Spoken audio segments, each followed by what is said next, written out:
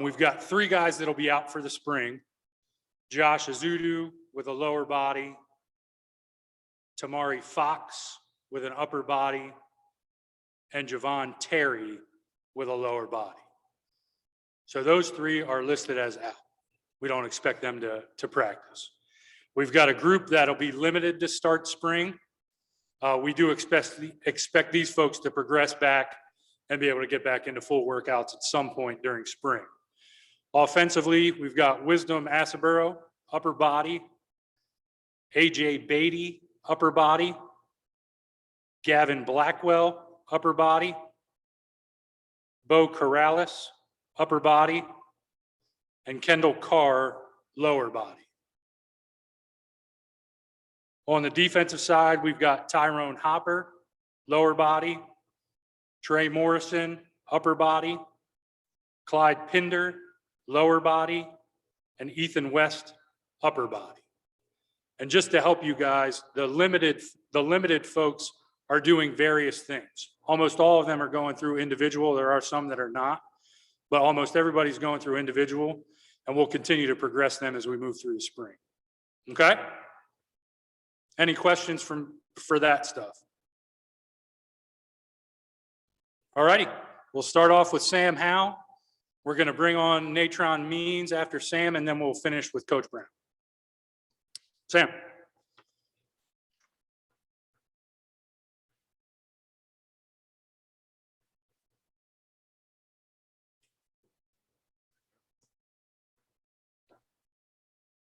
Hey, Sam. Thanks for joining us. Yep. We will begin today with Jacob Turner. Go ahead. Hey, Sam. It's a few months. Can you just kind of walk through what your off-season routine was like in terms of what you were working on specifically and trying to take the next steps in your game? Can you just give us a little quick walkthrough on that? Yeah, definitely. There's a lot of stuff I was trying to work on this off-season. Always trying to improve on my mobility. I'm not the most mobile quarterback, and I don't want to be a runner, but I just want to be mobile enough to extend plays and protect myself when I need to. So always working on my mobility. I'm always trying to expand my knowledge on defense. I think I have our system down pretty well. So just trying to watch more defenses and learn more about the defensive side of the football. Then just trying to study my own game and try to just really focus on my footwork in the pocket. And I think a big project for us offensively this year is limiting sacks. And I think that falls on a lot of the sacks have been on me, some on the O-line, some on the running back, and some on the tight end. So it's really everyone has to kind of play their part in limiting the number of sacks we have. So me just trying to get rid of the ball quicker and just being smarter in the pocket. So those are just some of the things I've been working on. And then with that, just trying to help these younger guys come along because, as you guys know, we lost some really key players, especially on the offensive side of the ball. So just trying to get these younger guys to step up and kind of fulfill those roles that are open right now. Thanks, Sam. All right, CL Brown, go ahead. Sam, when you kind of look back to last year and not having the spring, how do you feel like that affected your development, and what do you want to get out of it, this time around, being able to actually, have these practices in these games? Yeah, I mean, definitely I would have wished we had it last year, which would have made our team a little bit better going into the season, just a little more preparation. But I'm really glad we have it this year just because we have a lot of younger guys that are going to need to get a lot of reps this spring and going into fall camp. So I think this spring is going to be very valuable to us. And what we do in the spring, I think is going to show in the season because we have a lot of young guys that are going to have to step up and play for the first time this year. So I think we got to take this springtime serious and really make sure we're taking advantage of every single rep we get. Okay, over to Dina King, please. Hey, Sam, how important is having Bo and Garrett come back for their super senior season? Yeah, it's really important. Those two are really good football players. Obviously with Bo, he's had a lot of success here. He's made a lot of plays, and he's going to be a really good player for us this year. So I'm definitely excited to have Bo back for one more year. Obviously his season was kind of cut short last year, and I think he was just kind of getting he had a really good game against Florida State, and he was kind of just really maximizing his potential and really becoming a great player. And then he had the injury. So I'm really excited to see how he recovers from that and steps onto the field this year because he's been working really hard trying to do rehab and everything he can to get back healthy. And he's such an important part of what we do on the offensive side of the ball. I know he doesn't really catch a whole lot of passes, but like what he does in the run game, pass protection, he does a really good job of that. And he probably should get a little more touches than he does. So try to warm him up a little bit more, get him more involved. But he's a really good player. I'm definitely excited to have him back. Thank you. Andrew Jones, go ahead. Hey, Sam, you've gotten a lot of attention this offseason, and as the regular season nears, the attention's just going to pick up a lot more. Some guys use that as motivation to maybe meet other people's expectations. How do you process the kind of all the talk about you and all the hype about what kind of year you could have? Are you someone that actually uses it as motivation and fuel, or do you just see it and you just kind of disregard it and do your own thing? Yeah, I mean, that's a good question. I mean, obviously I hear it, I see it, but I try not to pay too much attention to it. I mean, people can say what they want, but at the end of the day, no one's expectations are higher than my own, and no one sets higher standards for me than I do for myself. So that's kind of how I am about that stuff. People can say I'm going to have a good year, but it's not going to happen unless I actually put the work in and take it one game at a time, one play at a time. So that's kind of my mindset about all that. It's just try to not let any of that stuff really affect my mindset and how I go about things. Okay, Brendan Marks, go ahead. Thanks, Mark. Hey, Sam, appreciate you doing this. You mentioned some of the new guys who are coming in. Obviously, Ty is one of the new ones who's going to be tasked with replacing some of the production you guys lost. I'm just wondering, how much did you know about him before he made the decision to transfer in?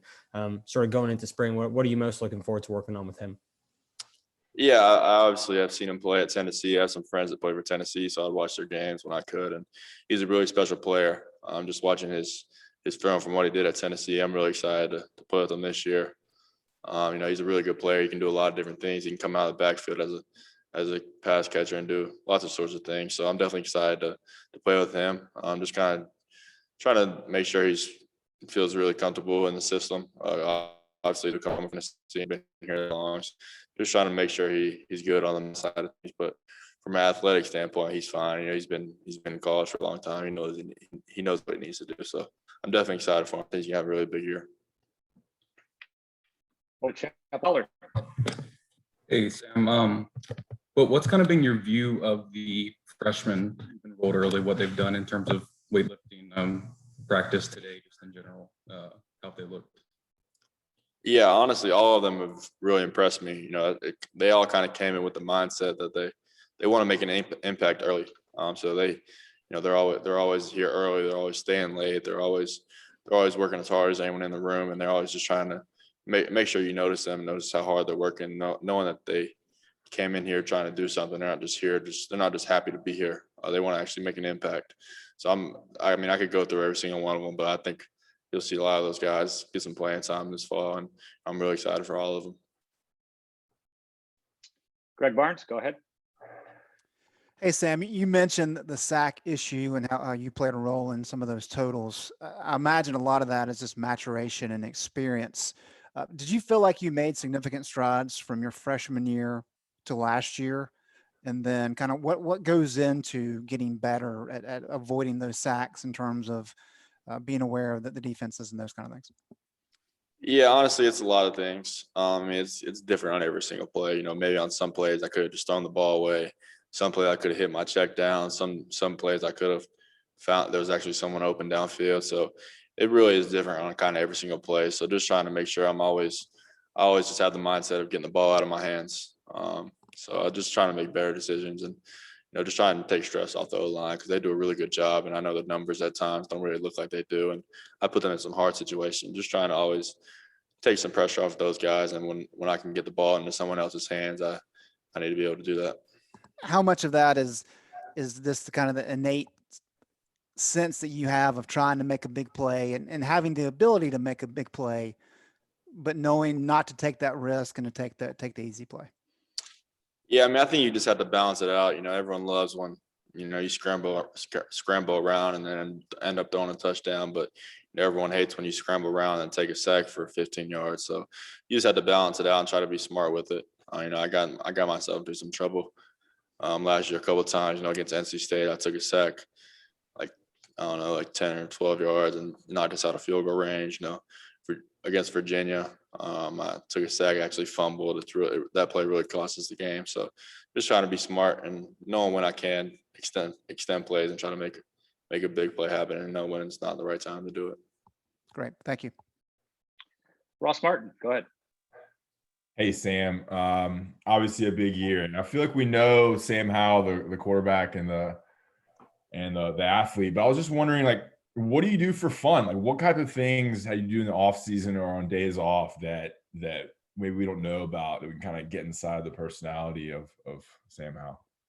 Yeah, I play a lot of video games, and actually recently I've picked up on golf. I never played golf my whole life, and recently I picked up on it. My dad got me some clubs for my birthday back in September, so I've played golf a couple of times. So I'm enjoying it. It's hard. I suck, so I don't know. I'm trying to get better. I try to play golf whenever I can, but yeah, it's something I'm trying to get better at. But it's a lot of fun. I enjoy it. But yeah, I definitely pretty bad at it. And then another question, I think it's always important to think about people's like routines and like, do you have a certain routine when it comes to either, morning routine or evening routine or something that really you focus on to get you going during the day? I was wondering that. Yeah, our workout schedule and now with spring practice starting, it varies just because we work out at different times on different days. So it's kind of hard to develop the same exact routine every single day. It's a little bit easier in season when we practice at the same time every day. So out of season, it's probably a little bit different. I still like to get the same couple things done every single day, whether it's other than what we have team assigned workouts and stuff like that. I try to get an hour of mobility in with the training staff and then at least 2 hours of film in every single day. So whatever time I can kind of fit that in. But in the spring, it's kind of harder just because we work out at different times and different days to really develop a routine. Okay, back over to Andrew Jones. Hey, Sam, year 3 of you at Carolina, year 3 of Coach Brown at Carolina. Has the message from him changed from when you first got there to last year, now this year, especially with maybe the standard a little bit higher, the bar a little bit higher of what you guys can achieve? I wouldn't say the message has really changed. I mean, I don't think the standard has been set any higher. He set a very high standard when he came in. I think it's more of like we're just so close at this point, and so we just had to do whatever it takes to take that next step. So I think from a player standpoint, we're definitely holding each other accountable more than we have in the past couple of years, just because of how close we know we really are. So I would say that's probably the biggest difference. But his message hasn't changed. He came in here with a championship standard and a championship mindset, and that's how he's coached his team the past 2 years. So he's going to continue to do that. But it's really just upon us to take it to the next level and do whatever it takes to bring us to that championship. Okay, back over to CL Brown. Hey, Sam, in terms of the COVID protocols, is there anything that has maybe, I don't know, loosened up, or are you guys still pretty much following the same stringent, regimen that you were to be able to play all season? Yeah, no, it's really the same. We still wear masks around the building. We still get COVID tested a couple times a week. We wear masks when we work out, so it's really the same. Nothing has changed as far as the protocols within our program. All right, last question for Sam will come from Gregory Hall. Sam, I know you mentioned spring being important for some of the younger guys. What about Josh Downs and Chaffey Brown? How have you seen them in the last couple of months kind of step up and knowing with Diami and Daz gone that they're going to have to step up and be the guys under Bo?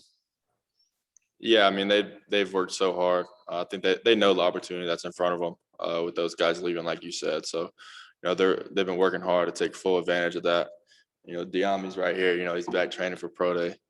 He just wanted to say what's up to y'all. He loves the media. He loves all that. So he just wanted to make sure he got in the press conference. But both Chaffey and Josh have worked really hard. They both had really good practices this morning. So I'm excited to keep working with those guys. But yeah, they're going to have really big years. Great, Sam. Thanks for your time. Yeah, Appreciate thank it.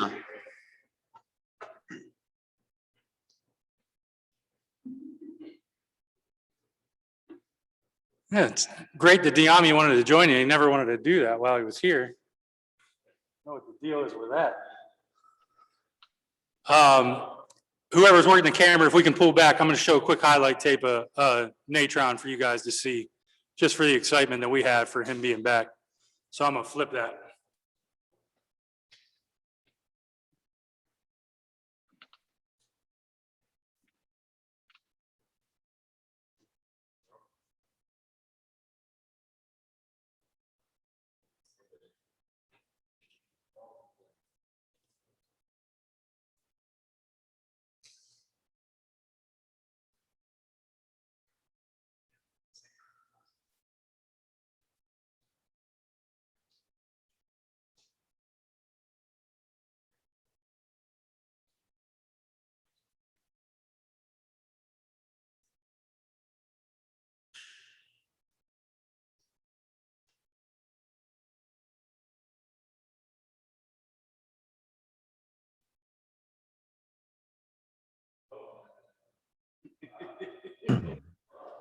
Need someone to narrate these highlights.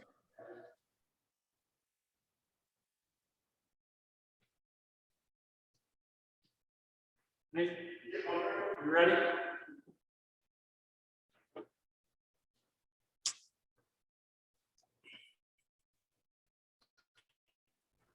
Let him get reframed. It's my pleasure to reintroduce Mr. Natrone Means, who joined our staff as an offensive analyst today, or yesterday, I guess. Yesterday. So, Natrone. Thank you. How you guys doing? Hey, doing well. Thanks for joining us. No problem. Thanks for having me.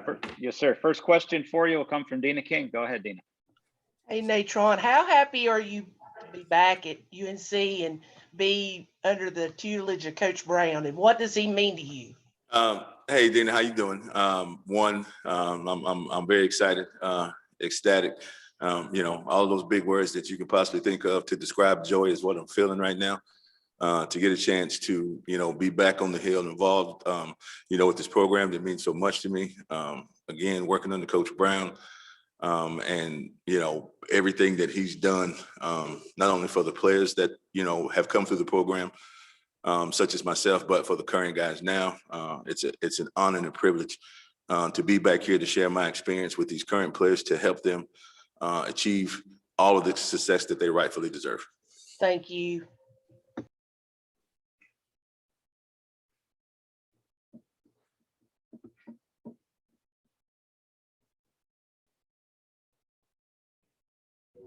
You might be muted, Mark.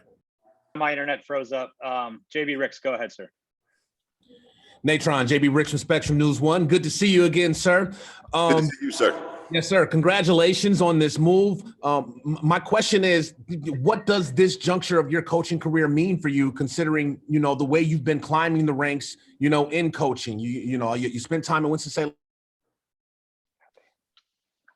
coordinators, and you have a solid resume. But what does this part of this opportunity mean when it comes to the resume, adding on to it in Chapel Hill? I think for one, it signals, continued growth on my part. Obviously, having been involved in this profession for a while at all different levels, continuing to fight and to grind and to work my way up. Division I has always been a goal for me. Having a chance to coach at Chapel Hill has always been a dream. So while I will not be involved, in on-field activities, coaching per se, just to have an opportunity to come back and be involved in a program that means so much to me and my family, and to continue to grow in my coaching career, words can't express, words can't express how I feel about this opportunity. Okay, let's go back over to CL Brown, please. Hey, Nate, what's it going to be like in the fall when Asha's there too, and for the soccer team? Have you thought about what that'll be like having her on campus? You know what? Believe it or not, as we walked over to the practice field this morning, and I was sitting outside and I was talking to Kevin Downey, in the new arena, and I saw the soccer field there. Obviously, we've been here before. to see some games and to see those girls practice, having my daughter up on campus for camps and things of that nature. I told them that, if this was going to be the view, it was going to make my job real easy because I could stand right in the middle and I could watch my daughter play soccer on the left and I could, sit over here paying attention to football on the right. But, having the opportunity to be able to continue to be close to her and to follow her career and to see her continue and develop and grow, not only as a soccer player, but as a, outstanding young woman is just another thing, that makes this, so special. Having a chance again to come back to a place that means so much to me and my family, and having a chance to be close to my daughter and to watch her grow in her soccer career, again is something that we cherish and hold very dear. Andrew Jones, go ahead. Hey, Natrone, what are your responsibilities going to be in this position, and what do you expect your day-to-day routine to kind of look like?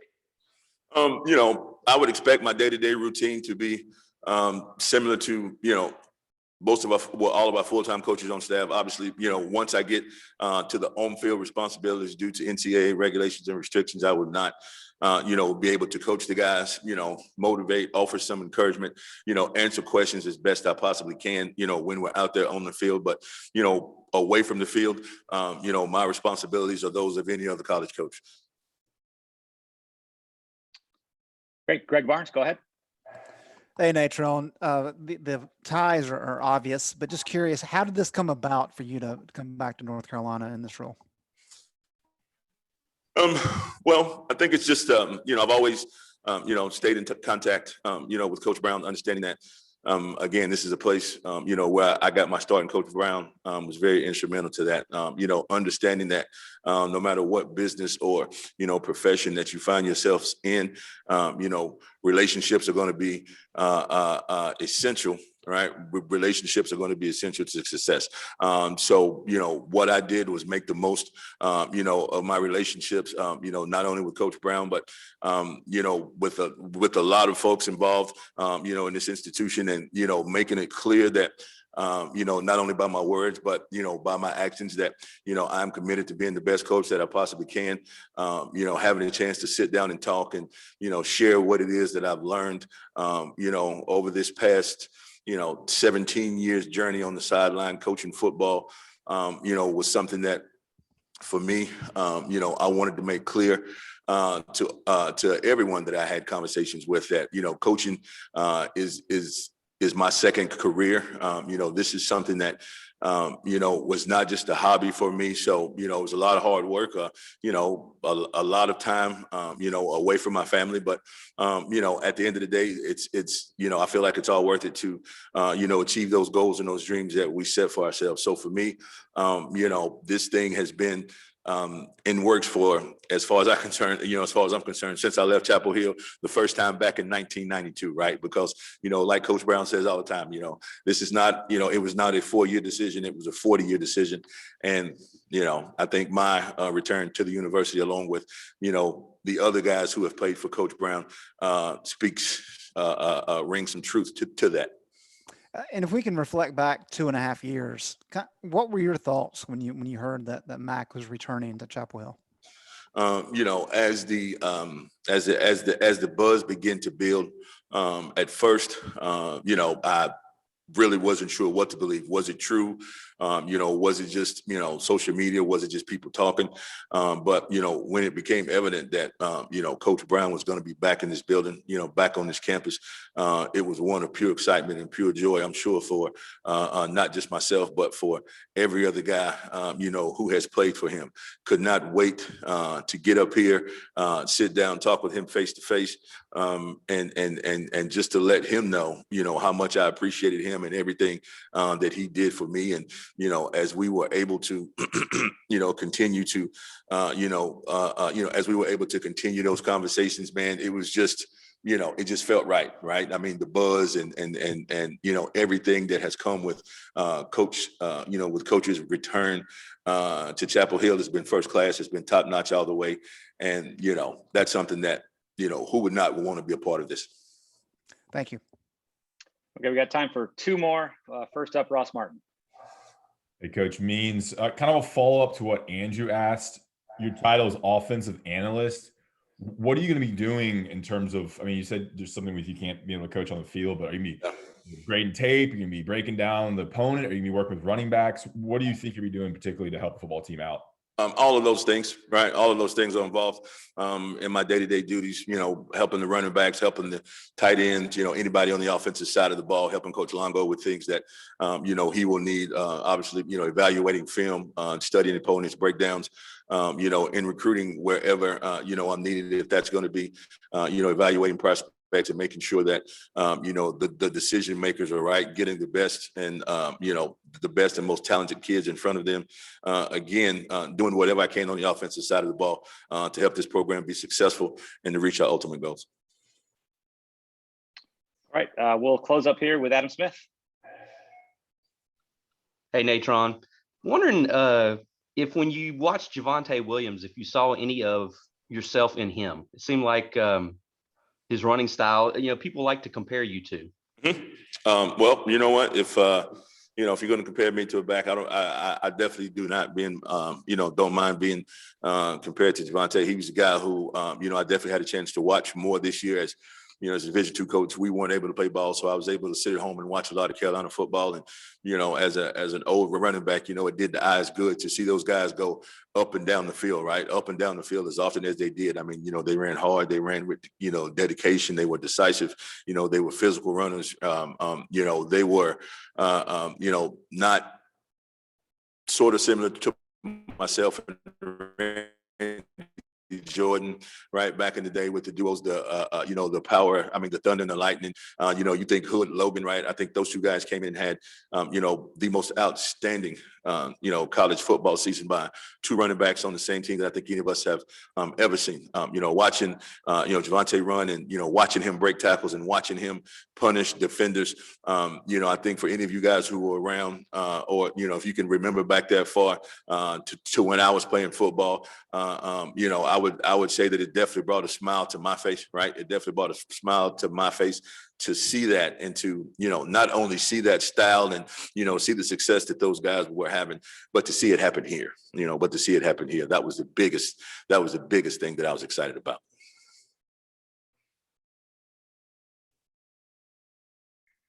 Thanks, Coach. We appreciate it. Hey, thank you guys for having me. Chapel Hill. Yes, sir. Go Heels.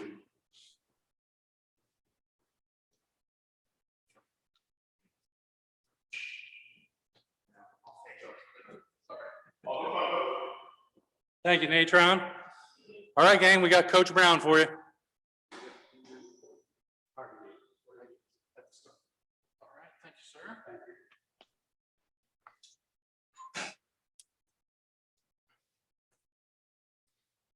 Hello, everyone. We're very excited to have Natrone back. He's fun, brings back a lot of great memories. We showed a video of highlights of him to the team yesterday, and they were oohing and eyeing and at 250 pounds outrunning people and running over people. And really and truly, Carolina football might not be what it is today without so many guys like him, but specifically him, because he was the guy that got us started. And he was the one that propelled us into the first Peach Bowl with Mississippi State that we won.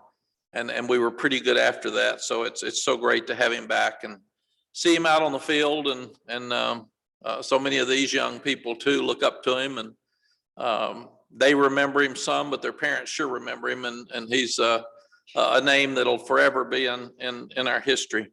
Jeremy went over the injury report with you. Some of those guys will be limited, but they'll still get a lot of work this spring, like an AJ Beatty snapping and doing some drills. So we feel good about that. The first day of practice was fun. In the off season, these guys have had more energy than any team I've been around, and they compete with each other and they have fun with each other. And practice was like that today.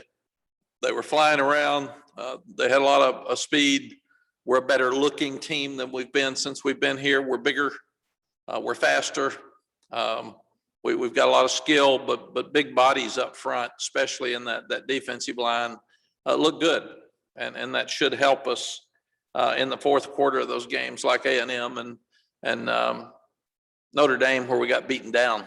some, and the offense didn't take care of business in the third and fourth quarters and left the defense out there too much. But you can't learn to play football without pads. We know that. They'll look different on Saturday.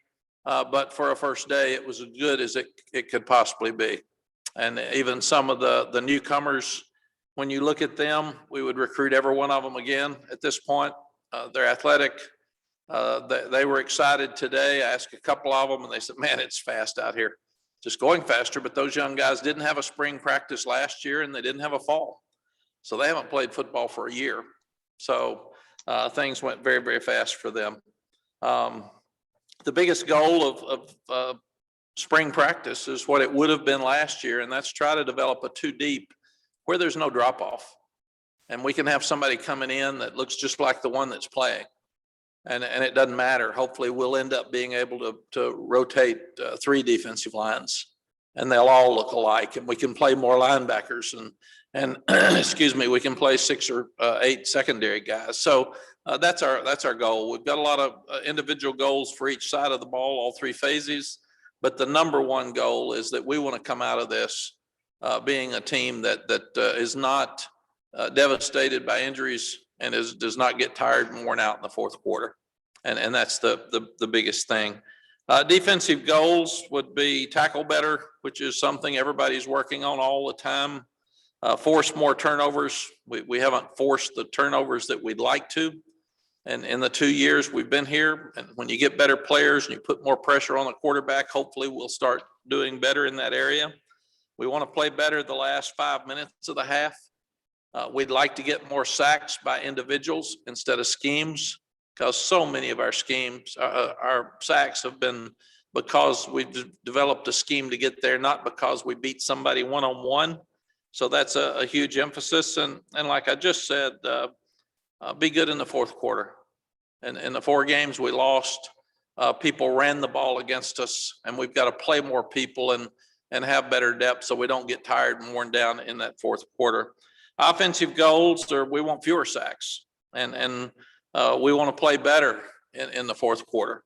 Come out better to start the third quarter, but play better in the fourth quarter in that Notre Dame game and the game against A&M where we weren't out there enough and allowed them to make more yards.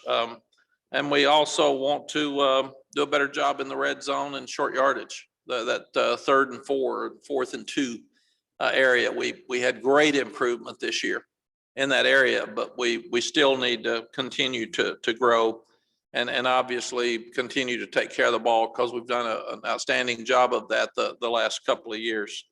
Goals for special teams is we want to be the best special teams in the country. And it's one of the reasons we hired Larry Porter and promoted him to assistant special teams coach, because he's the full-time special teams coach at Auburn. So we have 2 full-time special team coaches on our staff, and we may be one of the few universities that practice special teams a lot today in the first day of spring practice. So that's an area we've got to continue to grow and win some games in. We've been okay. We've been good at times. We've been bad at times, but more than not, we end up in the middle of the pack with the conference, and we want to be in the upper part of the nation. So we've really got to do an outstanding job in that area, especially on punt block and punt return, because we haven't been good at punt blocks at all. And we've been good and bad on returns, but a lot of that was because Daz Newsome was a really good returner, and he made some of those yards on his own. So we do want to win some games because of our special teams. It is nice to have spring practice after not having one last year. I think that you appreciate it much more when you don't have it. We all probably took it for granted and said, we got 15 days, we'll be fine. And now we saw the lack of development in so many areas with those guys last year. We saw the off-season program was decimated because guys had to be at home, and they had to figure out ways to work out and run, and they didn't have their nutritionist. And we're so good in all those areas with Coach Hess and Kelsey Gomes that they're really good at what they do. So our guys missed them when they went home. And Luke Ross, our trainer, those guys have handled COVID so well. So we do feel like that that was one of the reasons the players probably had so much fun today. It's good for them to get back on the field. The mask and the COVID guidelines are more normal to them now than they were even when we started in August or when we started back in June. So they just think that's the norm now. They wear their mask and they understand it and they go about their business. But I do think that's one of the reasons that we had so much fun today, is they really missed it. The coaches missed it. And it was so much fun to be back out there together and working on football to be a little bit more normal. We moved spring practice back 2 weeks last year, and it ended up biting us because we lost our 2 weeks because of COVID. But we have 13 new guys in, 12 early enrollees, and both Brian Hess and Kelsey, our nutritionist, felt like that an extra 2 weeks would give them so much more energy and strength going into spring practice. And some of these young guys are going to play. So we wanted to have an opportunity to get them as strong and their bodies in the best shape before we started. And that's why we've moved it back for 2 weeks. And we feel like it's worth it. It was smart. Like I said, it bit us last year. But also, I think every day we learn more about COVID. So we wanted to move it back in hopes that there would be more vaccines and there would be more people to understand guidelines, and they might loosen up some as we continue to practice. We start in shorts and you move to shells, then pads. Your first two, you're required the first 2 practices in spring be in shorts. You've got to get them to go full speed, but they've got to stay on their feet. You can't have guys diving for balls and guys competing is very important, but not getting hurt. So you've got to be 100%, but stay on your feet. And our guys did a good job of that today. We'll have shorts again on Thursday, and then we'll move to shells this Saturday. The first 2 are in the indoor area, and Saturday's practice will be at the in the stadium. Progress in the off season. I think that Coach Hess feels like he was able to keep his staff another year, which is really good too. But he feels like that we've made great strides.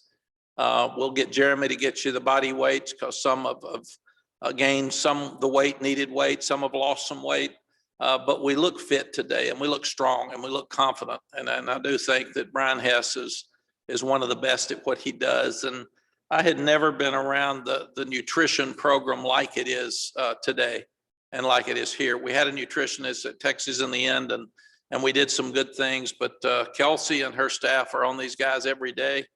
They look at every meal they eat. They basically grade it to make sure they're eating the proper foods, and they change who they are with their confidence in their bodies. And a lot of our bodies look much better now than they did even after the season. Our 13 newcomers, we would take all 12 of the guys that we signed again. Again, they haven't been in pads yet, but in watching them run and jump and lift and compete, all of them, I can see why we took. And you think you know, but you never know till they get here. And what we've told them to do is learn what to do first. You got to learn how to practice in college. It's different. And you've got to learn your assignments, and that's different. And the game moves so much faster. So don't come in here worried about finding a spot. Learn what to do. And then after you learn what to do, you can start competing for a job. But we've asked our older guys to really help the younger guys with how to practice. And we get up at 5 to get over here for 6:30 meetings, have a buddy system, and make sure you get up. You got to learn to go to bed early. And all the guys were on time this morning. In fact, they were early, and I thought that was a great sign to get started with. But and we'll sit down and have individual meetings with all the young ones after this practice this morning, just to see how they did and how they felt. And I asked a number of them walking off the field, and every one of them said it was so much fun, but man, it was fast. It was just fast. It's so much faster than we're used to, and that was fun to see that smile on their face. Effectively handling and dealing with expectations. I love expectations. That's what we want. We want everybody to want to win every game and expect to win every game. We said that the first year, it probably wasn't very realistic, but we got in some games where we had chances to win and we didn't finish, and now we got to finish those. Are we going to win every game always? You would like to say so, but nobody does usually. So we've got a lot of work to do. We obviously lost 4,000 yards on offense and four guys that'll be drafted on offense and one on defense here pretty soon. So you lose your leading tackler on defense and a lot of leadership. You lose two of the best running backs to ever play here, one of the best receivers to ever play, really two, with what Daz did. You got some holes to fill. So the good thing is our expectations are very high. Our standards set very high. And at the same time, the guys understand we got holes to fill. So that's what spring practice is for. That's what our preseason will be for. And we've got to do a great job in those areas. Also leadership. We're at the point right now where I've asked our coaches to identify their leaders because it changes every year. Identify the leaders in each unit. And then who are the best leaders on our team and who are the best leaders in each unit and why. And then we've got to sit down with those guys and really challenge them to lead the team, because the player-led teams are the best teams. We all know that. And we're not on the field with them. We're on that sideline. So when they're out there, they have to make a lot of those decisions themselves. So we're working really, really hard on leaders and leadership this spring as well. The only clarification we've got on roster management is the academic rule that the NCAA put forth that any of your guys that want to can participate in activities this summer without going to school.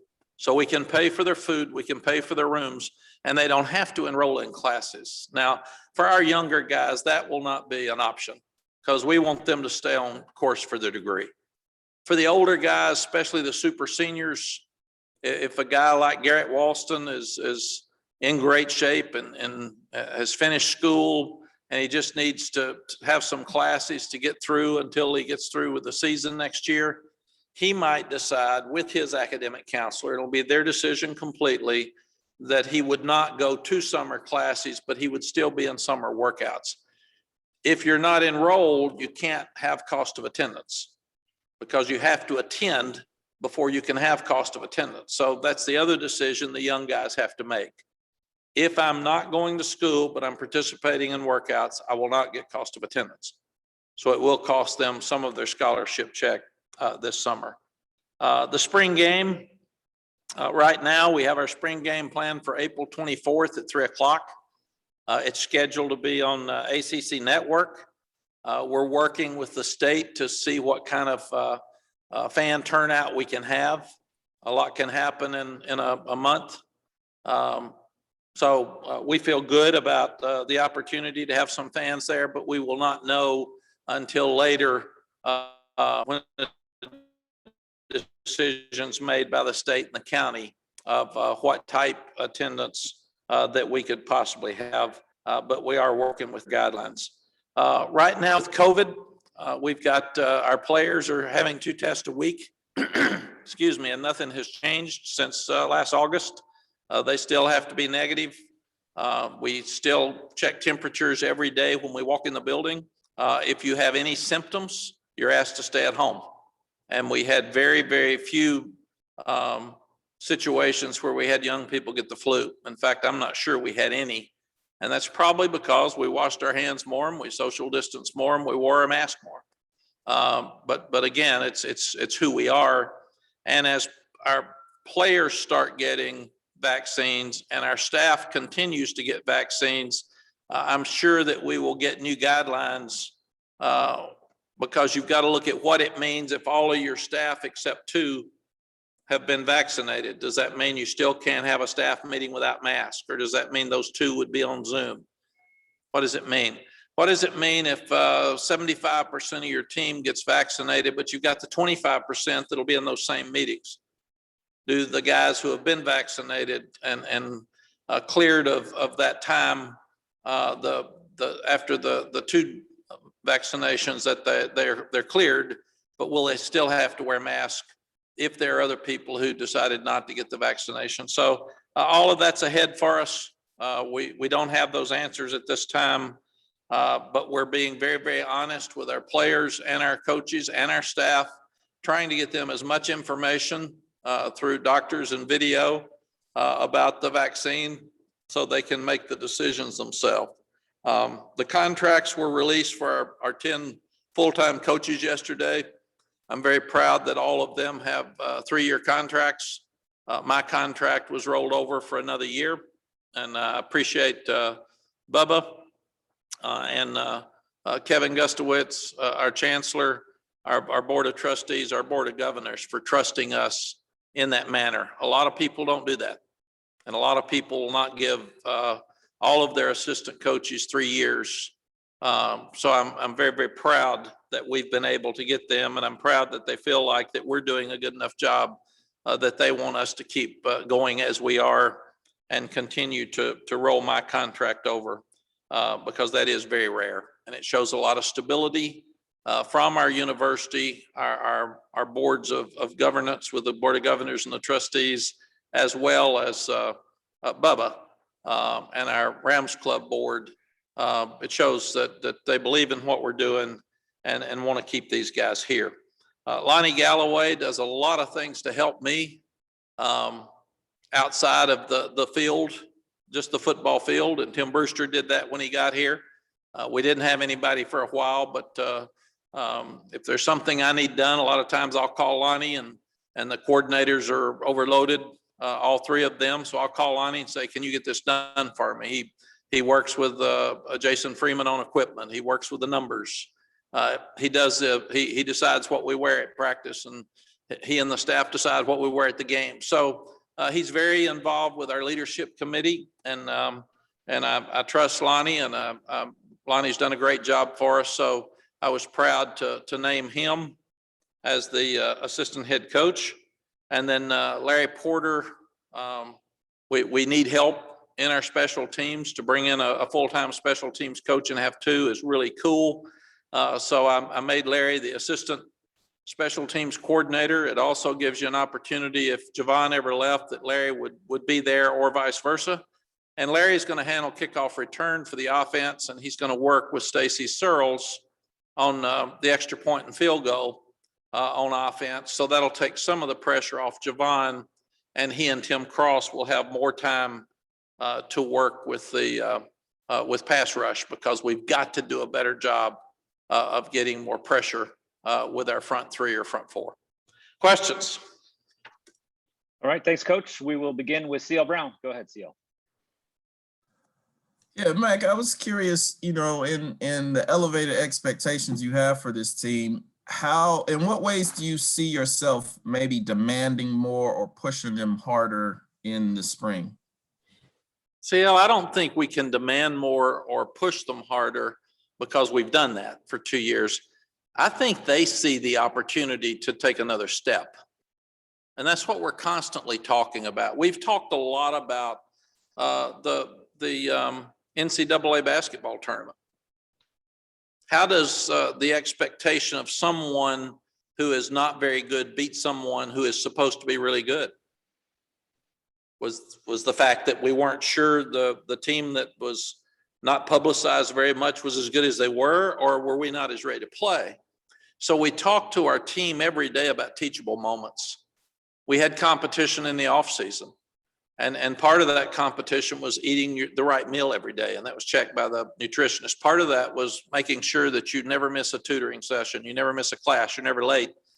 And teams got upgraded because of the things they did, and they got downgraded. Couldn't miss a workout, couldn't be late, had to meet the standard of your workout. And we had a team that pulled together at the end, and it was led by Brian Anderson, and they got on a text chain, and they thought it was really serious, and they challenged each other, and they ended up winning the competition. And we told the guys this morning, that's no different than our team. You became accountable, you did the little things to do everything right to win, and that's what we've got to do, CL. Our job is not to, quote, just try to win all the games. Our job is to be as good as we can be. And if we're as good as we can be and it's not good enough, then we're okay. We'll keep working to recruit better. We'll coach harder. We'll do better. But our job is to be as good as we can possibly be. And I thought today, understanding first day of spring practice, understanding shorts, this was the best practice I've been around since we've been here. And hopefully that'll continue. And I thought it was because of what you said. They understand that there's a different expectation. We talked about this morning, our seniors won 3 games. Our seniors won 2 games. Our seniors won 7 games. Our seniors won 8 games. And last year when we beat Miami, we played like a top 10 team. And then we didn't play as well in the bowl game. So I've told them we're sniffing around being a top 10 team, but we've got to do it consistently. And then people get mad when you lose to Virginia, get mad when you lose to Florida State. We're at a point now where people are going to get mad if we lose to anybody. And that's okay. I do too. The players do too. We want to win every game. So I think it's fine that we all expect to win. And if not, we're disappointed. All right, let's go over to Andrew Jones. Hey, Coach, to kind of staying on what CL was asking, I asked Sam a little while ago, now that the expectations are higher and you guys, the program has evolved to where it is now, if your message has changed, you said the message hasn't changed, but I'm asking you, do you deliver the message a little bit differently now? And is that kind of in concert with what you were just saying a few minutes ago? It's a good question. Again, Andrew, like CL's, I don't think I deliver the message differently. I think they listen differently. When I walked in here and they'd won 2 games and I said, our goal is to win every game. I think they looked at me like, yeah, well, wait till you see us. We're not very good. And now they feel like they are good. And they saw opportunities in that Notre Dame game where we could have finished better. Even with the guys that didn't play in the bowl game, they saw opportunities to win the bowl game against number 5 and number 4. So I think their mentality is different. Our mentality is the same. You know, when Larry Porter was talking to Rick Steinbacher about his new job, he said, what kind of bowl bonus do you get for college football playoffs and national championship? And I thought that was a good question. So I just think we're at a different point mentally. And we understand we've got a hard opening game at Virginia Tech. So nothing's going to be easy. And we've gotten so much publicity that people are going to circle us. And we got to beat Carolina. It's the ABCs again, like we had here before. It's anybody but Carolina, but that's a good thing. But I do feel like the message is the same, but I think they're listening to it differently. And they feel like it's real now. We have a chance. I'm not sure they felt like it was real that first year, and I think that's one of the reasons we lost some close games. Okay, JB Ricks, go ahead. Hey, Coach, good to see you again. I want to go back to the COVID protocols and, you know, the experience that you guys gained off of 2020 and how everything went down. Coming into the 2021 season, do you feel like, you know, you guys have more of a comfort level with this COVID situation and how much will it benefit you guys for a season full of expectations? Thank you, JB. I do think that we get it. We know it's real. We know it's still out there. You see about the time you think we're getting better and the numbers are getting better, VCU has to cancel a game that is one of the biggest in their lives against Oregon. And then you see lots of kids on spring break and not going by the guidelines. And you know that there's some parties on St. Patrick's Day. So we continue to talk to our guys about it's real and it's still out there. And if you haven't had a positive, you need to make sure that you wear your mask and you do keep social distancing. And I'm washing my hands now still a bunch every day, and I've never done it like I am now. And I think all of our mentality is going to change a little bit. I don't like a mask, but I don't mind wearing it now. I forget I've got it on some because we've had it on so much. But I also told them that if you watch a VCU who's in the bubble, making sure they do everything right because they want to play in a playoff game, have positives and can't play, I don't want us to stop spring practice. So you act like we're in the fall. We've got to treat these spring practices every day like they're precious. And as important as they were for practices in the fall, because we didn't have them last year, and we need them and we want them. And I don't want you either. I don't want you to have a positive for lots of reasons. We don't want anybody sick, but also with a positive comes usually contact tracing for 5 or 6 more. And those guys would miss now. If you're contact tracing, our rule is still 14 days. And if you're quarantined for that, it's 14 days. But if you're isolated because you had a positive, it's still 10 days and a heart test before you can go back to work. So either way, you're missing a huge chunk of spring practice if you get a positive. So JB, we're staying on them every minute of every day. I've started practice out today. Either get your helmet on or pull your mask up. One of the two. And that's just part of, I think it's part of the modern day routine till we see where these vaccines are going to take us. Okay, Dina King, go ahead. Hey, Coach, there's been a lot of coaching turnover, and you've been lucky you've not had to do that. A lot of the guys that came in with you 3 years ago. How important is it to have that solid group for continuity in the program? Great to see you, Dina, and thanks for all you do for the high school kids and coaches, especially with all this, the COVID out there, the camps you guys do, and it really helps these kids at a time where they need help, because 22s and 23s are really in a bind with being evaluated. It's just a hard deal. I feel so fortunate, Dina, that we've got a lot of coaches that are still here, and you like having some new ideas. So I don't mind a coach leaving every now and then, but you don't need mass exodus every year, and you're trying to replace them all. And I'm really proud that the guys stay. It tells me that they think we've got a chance to be good. They like the way we're recruiting. They like Chapel Hill. They like our kids, because these guys get offered a bunch of jobs every year. So I'm proud that they stayed. And I thought one of the things that really hurt Coach Fedora is he hired some really good coaches, and a lot of them left.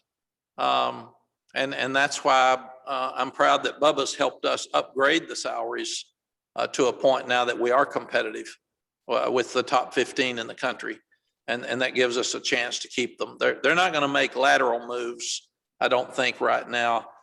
They would only make a move that they feel like would be for a head coaching job or a coordinator's job if they're not, or if they thought there were some reasons, like Robert Gillespie really wants to be a pro coach at some point. And Nick hired 2 offensive guys for the NFL, and he thought that would be great experience for him. And I totally got that. And it was 75 miles from home. So I want our guys to stay if it's best for them to stay, but I want to make it where it's best for them to stay. I want this to be a great place to coach where they enjoy it. Thank you, Coach. That means a lot to me. Thank you for those comments. Thank you.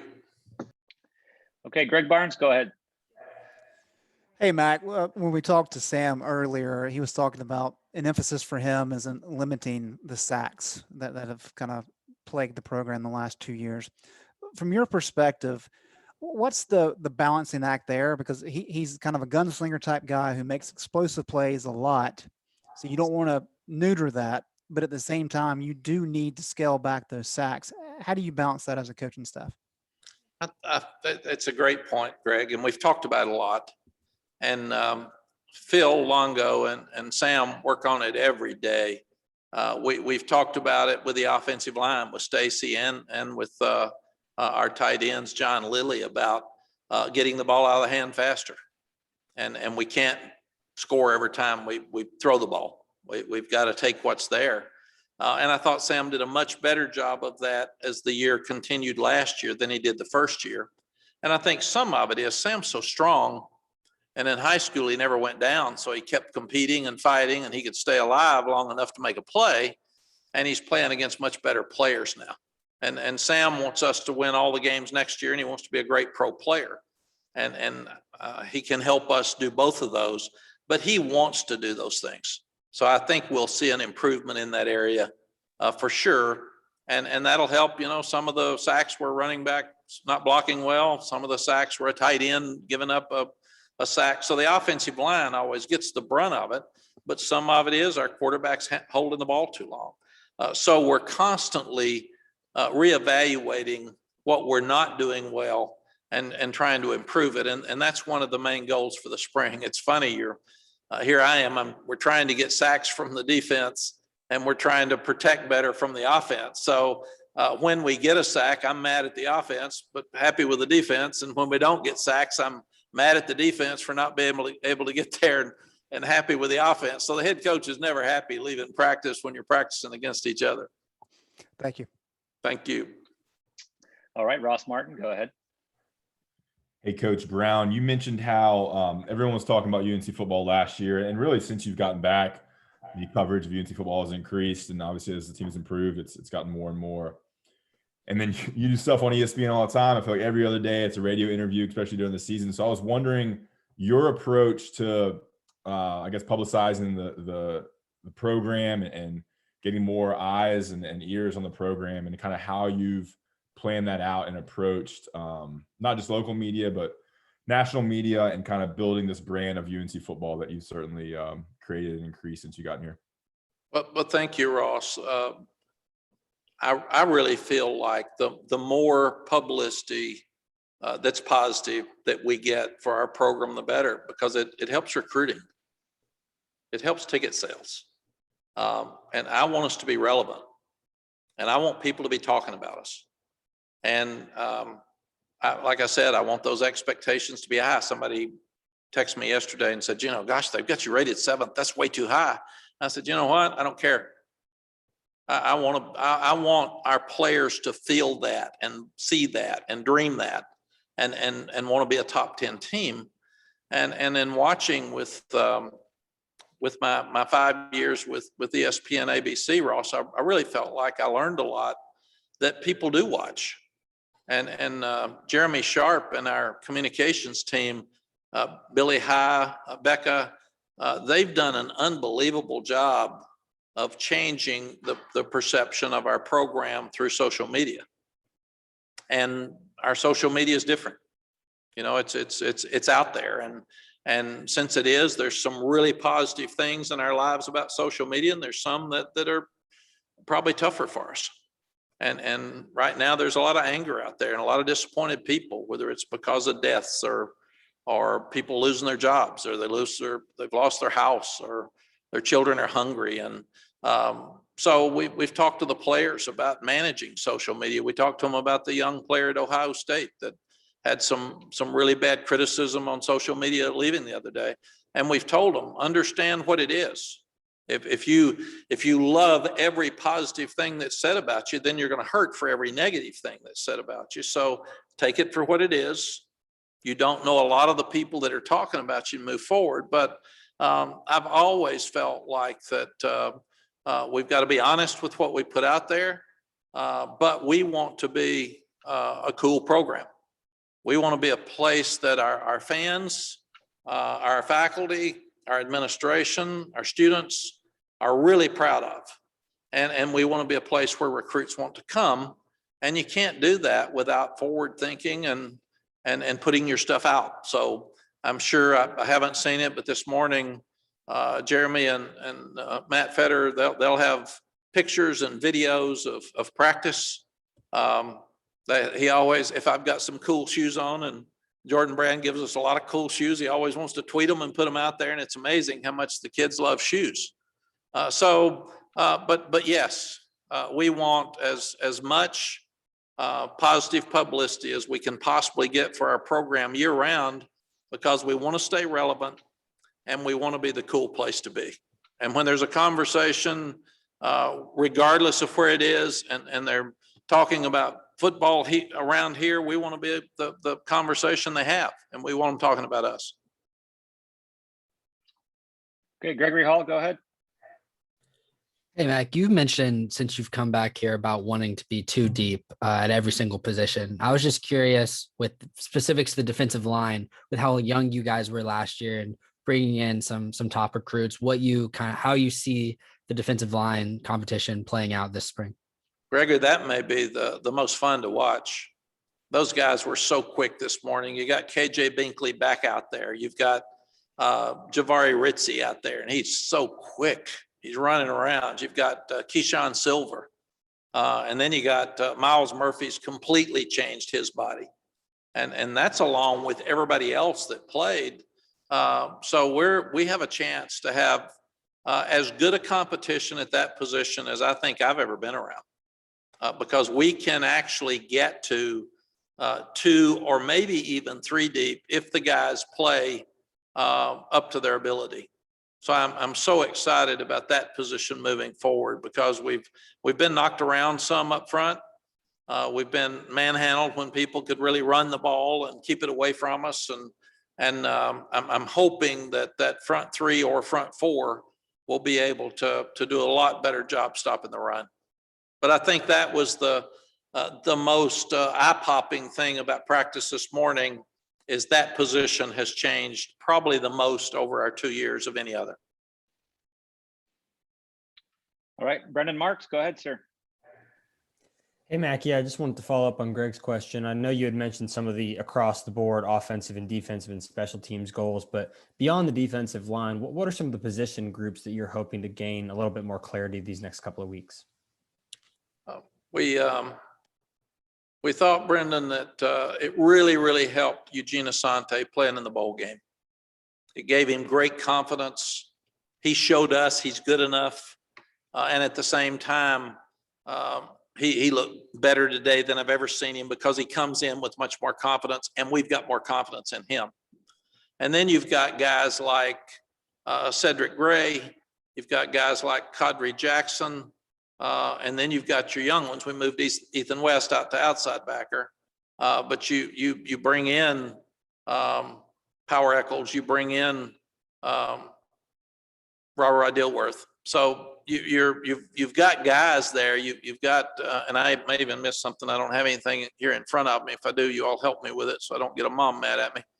But you've got Gemmel and Eugene who have played, and they've played enough, and they're knowns.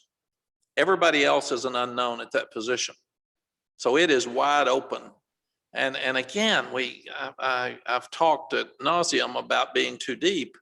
And I know I do it every time I stand up here, but that's for us to get to this point we're talking about where everybody expects us to get, we've got to be too deep. And we can't expect a sprained ankle with one of our starters to detour us from winning a ball game. So that's the biggest thing this spring. I've even told our coaches, I don't care how much Jeremiah Gemmel plays this spring. He's played a lot of football since I've been here. God, he's played about every snap for 2 full years. So let him play some, but get him out. And let's look at other people because we need other people to step up. And even the secondary, our safeties played better at the end of the year, but we were inconsistent at safety some during the year. Teams that are winning in college football are winning that 80-20 ball. The 50-50 ball is gone. So the outside with your corners. I asked Joe Sabatini, one of our graduate assistants this morning, what was the biggest difference you saw? He said, boy, those corners look good. And he works with Lonnie with the wide receivers. So I just think we look better, but those linebackers, we'll see more on Saturday, but they need to come on. I think the backup offensive line, obviously the running backs are an unknown, and Ty Chapman looked really good. He's real fast. But that's an unknown. So the running backs, probably the backup offensive line and the backup linebackers, I would think would be the things that we've got to improve in the most. Okay, let's swing over to Chapel Fowler. Hey, Coach. I was wondering how kind of your goals, your expectations for the early enrollees change given how crazy the past year has been for them. You mentioned they haven't really played for a year at all. Chapel, it's a great question. I didn't even think about it till one of them came over to me afterwards. I think I was standing there with Power and Ra and maybe DeAndre Boykins, and they said, you know, Coach, we hadn't played for a year. And I'm going to bring it up in the staff meeting here in a minute because you just don't think about those things. Our life has changed so much in the last year. I never thought about they didn't play in games. They didn't have spring practice. They had nothing. So these guys, some of them don't even have a great place to lift. So we've seen a lot of improvement, Chapel, in their bodies and their strength since they've been here. But I think a lot of it's because they didn't have that for the last year. So I think we'll see them improve more than anything through this year because of the amount of time they've missed. But we also had so many freshmen last year that we thought, when you were looking at a KJ Binkley, hadn't played any. When you look at a Desmond Evans, we wanted him to go through spring practice or summer work. And so many of these guys, when you start looking at them, they haven't had any work at all. So our spring practice is valuable not only for those 12 and Ty Chandler, those 13, but that entire class last year has never had a spring practice, the early enrollees last year or the guys in the summer. So we think we can make huge strides through this spring. So it's probably the most important spring I've ever been around. All right, Coach, that was the last question we had in the queue. We appreciate your time. Thank you, folks. Stay safe, and we'll see you soon.